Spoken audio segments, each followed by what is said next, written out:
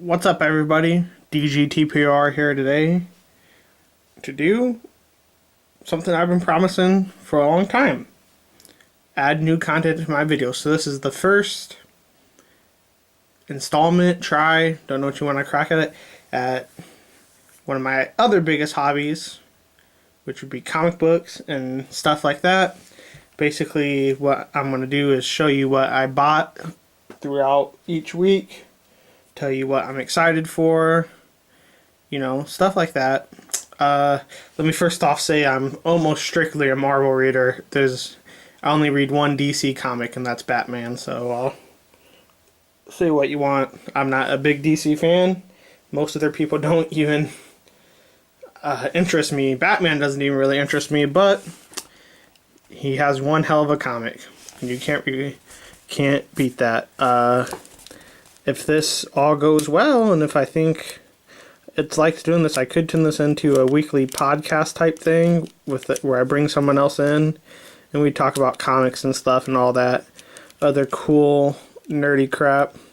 But right now, my co-host, which is falling apart, my co-host is going to be good old Shar Aznable as he falls over.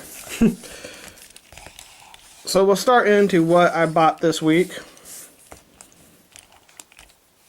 And I'm going to do it in order of what I'm, from least excited to read to most excited to read. And the least one will be right here, the death of Wolverine, the Logan Legacy.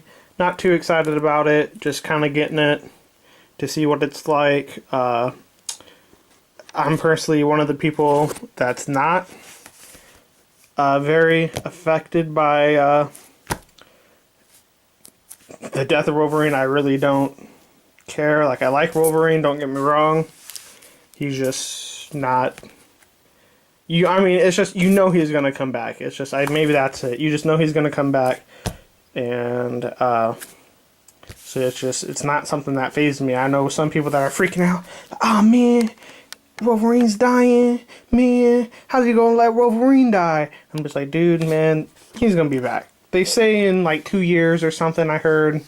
But it's going to be in like a couple months. That's a cash cow that they're not going to pass up on.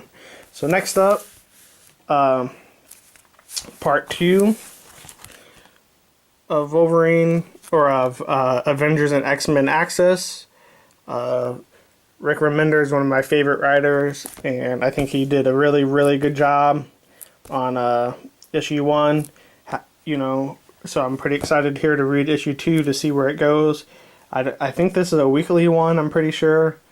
So you'll see this for the next couple weeks at least until the event is over.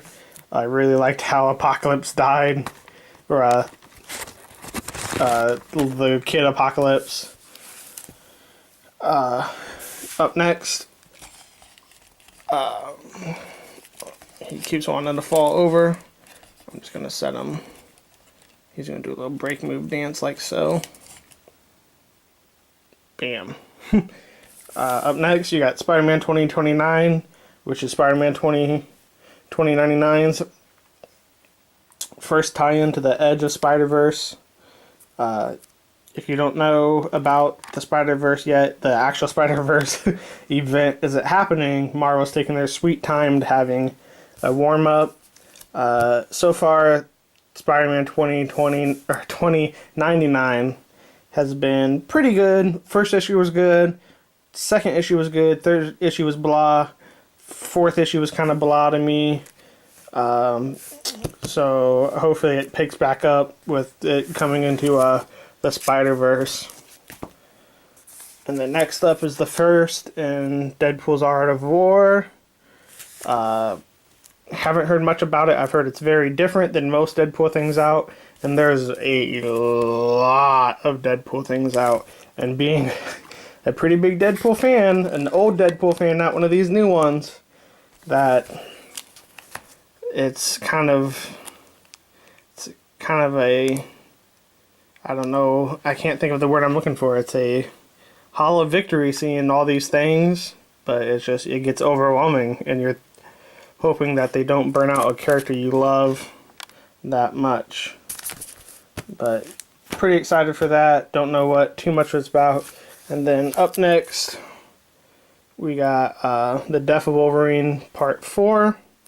Pretty much this is the issue where he dies, and all of its nice holofoil greatness. Not sure how he dies exactly yet. Pretty excited. I mean, I'm pretty excited to see what they do. I mean, I heard it's not the greatest of things, but, you know, sometimes it's hard. Then up next we got a Spider-Verse tie-in. So this is an alternate reality Spider-Man. Really excited for this issue. It looks like a combination crossover of a lot of things, like Evangelion, I think was one thing it was compared to. I don't know if I said that right. Pacific Rim, lots of things. I heard Way does a great job with the issue. I can't wait. I've liked pretty much all of the Edge of Spider-Verse, besides the last one where he becomes the spider at the end, if you read that one. And then we got one of my favorite things out, which is Saga, which is one of the best series out right now. I mean, probably one of the best, if not the best, independent series in my mind. I love Saga. I've loved it since issue 1. I've been with it since issue 1. I love it so much. I can't wait. I am sad to see that the marriage is deteriorating. It really pains me because it feels like my own parents are splitting up. To be honest, I mean, it's really sad, but you know, there's a lot left, and hopefully they rekindle their love. We'll have to see what happens. Really excited for Saga. It's one of my most forward things I look to every month, besides the next comic I'm gonna get into, which is Miles Morales, Spider-Man. You will quickly learn through these videos that I am a big, huge, uber Miles Morales fan. He's my favorite character. He's my favorite Spider-Man. I love Miles to the death. When I know there was talks of him getting canceled late last year, and I debated not reading comics anymore because of that. And so far this new series, and we're into issue 6, Miles Morales 6, it has been nothing short of outstanding. I mean, a lot of people dislike Bendis, but I think this is Bendis at his best. It's always been Bendis at his best since the all-new Spider-Man.